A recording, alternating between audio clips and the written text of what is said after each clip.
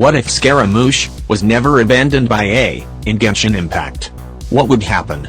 Would this new timeline be more beneficial for Inazuma and Sumeru, and what if Kuni was chosen to lead the nation instead of the raiding Shogun puppet? Let's begin the discussion. In the actual timeline, Ei created Scara as just a test into the technology of making puppets. She was successful, and he became the prototype.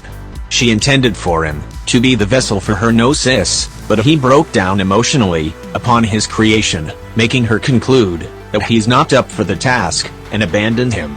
She needed the substitute body to have no real human emotions, and that is how the raiding Shogun puppet came to be.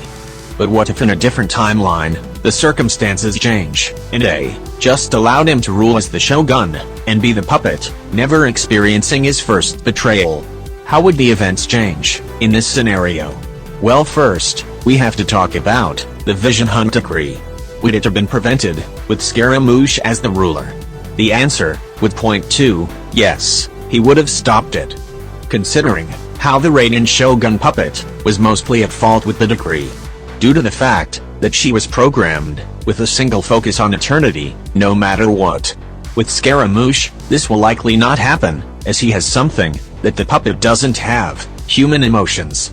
He could understand the pain of the people, and how it brought more suffering to their nation than good. Miko, and the other clans and commissions, with good intentions, could provide their feedback more. They could stop him from making bad decisions, something they couldn't do with the raiding Shogun, as she doesn't understand their emotions, just eternity. Next, the 5 bladesmithing schools in Inazuma wouldn't have been abolished or discontinued. With Kuni never meeting Nagamase and never being betrayed by him, no one would have been there to orchestrate the fall of the entire raiding Gokuden. Let's fast forward a bit. The entire Delusion Factory scheme will not have occurred, as Scara would no longer have been a harbinger, but instead be Inazuma's ruler. With the Delusion plan gone, Teppei wouldn't have been eliminated. The entire conflict between Watatsumi Island and the Inazuma city would have entirely been gone. This is because the Vision Hunt decree wouldn't have been approved, meaning no more resistance army needed. And in addition, no more Delusion Factory means no more deaths. Scaramouche could also help the armies become more peaceful with each other, well, at least, be more useful in resolving the situation, compared to the raiding puppet, with the no emotions, and just single focus on eternity mindset.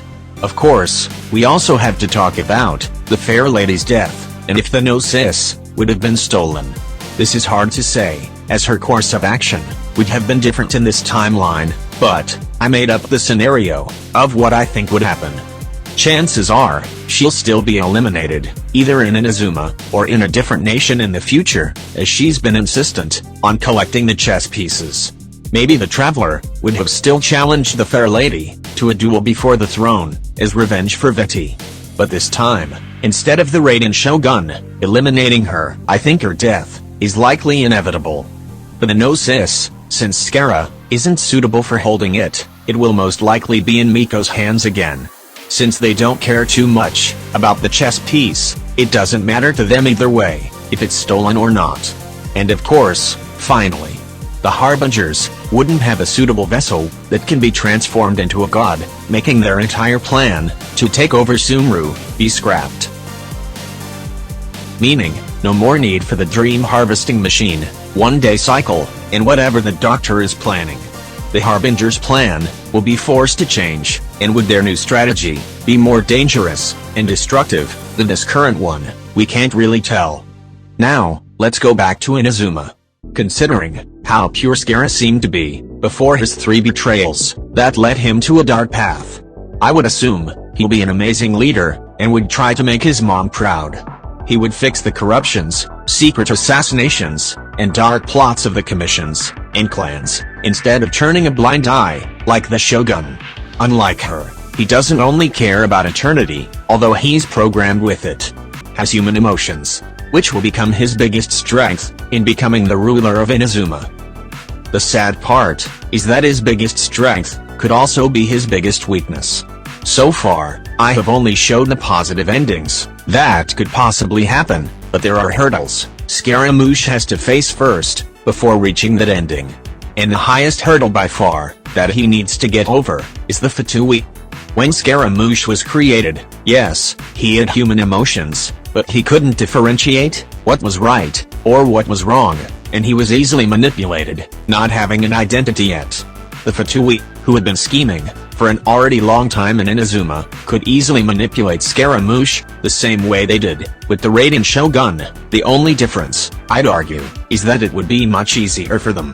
The Fatui could influence him to be a tyrant leader, similar to Decorabian, and he would not know any better, thinking he's doing a good job.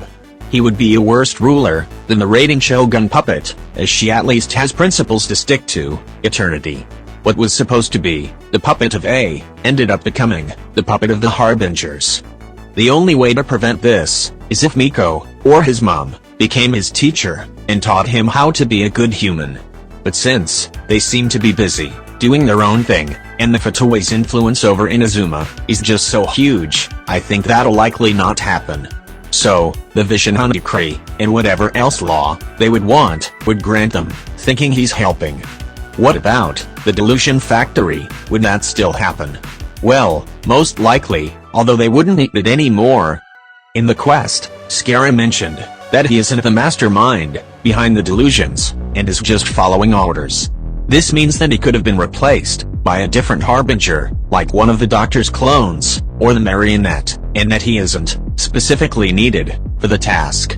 So, bye-bye, Tepri again.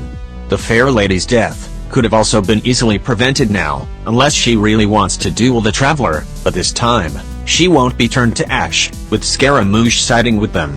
The Gnosis would also definitely be stolen by the Fatui now, though that isn't much of a surprise.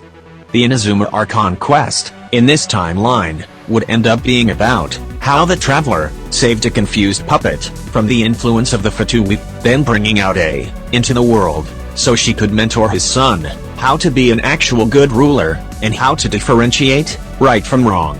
Not that different from the original. Both timelines could both lead to bad endings for Scaramouche. Although, this will likely never happen, like what Miko said. The only alternative Ei considered to abandoning him was to just eliminate him, nothing else. Oh, and for the Sumeru part, if they manage to still keep influencing, they could still make him be the vessel for their new god, so nothing much changes.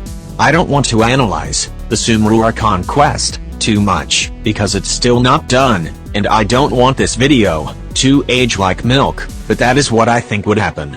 That is the end of my analysis. If in a different timeline, Ei never abandoned Scaramouche. What did you think of this video? What parts did you agree or disagree with? Comment down below. Thank you all so much for watching. Subscribe and like if you ended up enjoying this video, as I put a lot of effort into it. Bye.